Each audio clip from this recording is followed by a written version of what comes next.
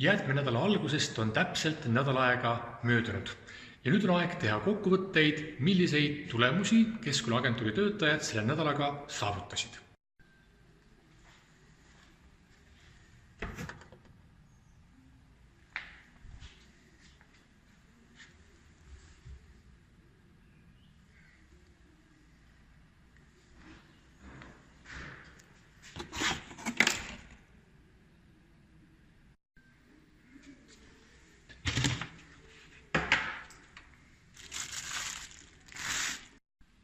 Umbes kuu ajaga kogusid Keskkonnaagentuuri töötajad ligi 300 kilekotti selleks, et hiljem valmiks nendest ilus, kena kootud vaip.